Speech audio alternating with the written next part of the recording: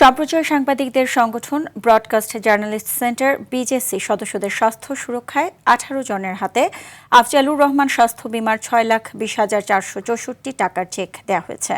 রাজধানীর বাংলা মোটরে বিজেসি কার্যালয়ে আয়োজিত অনুষ্ঠানে চেক বিতরণ করেন চেয়ারম্যান ফাহিম আহমেদ। তিনি বলেন, সদস্যদের যে কোনো সংকটে পাশে থাকা বিজেসির নৈতিক দায়িত্ব।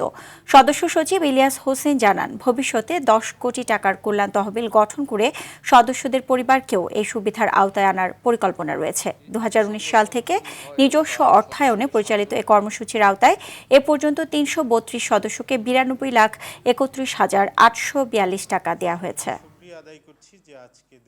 বিভিন্ন প্রতিষ্ঠানে কাজ করি, সেই কাজের ফাঁকে আমরা আমাদের মনের আনন্দে কিংবা মনের ক্ষুধায় আমরা এই সংগঠনটি করি।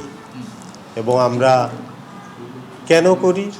যে আমাদের সহকর্মীরা অনেকেই অনেক রকমের সমস্যার মধ্যে থাকে, আমরা নিজেরা অনেক রকমের সমস্যার মধ্যে থাকি। আমরা সেই সমস্যাগুলো একত্রে একসঙ্গে সব হাত একসঙ্গে মিলিয়ে আমরা মোকাবেলা করতে চাই।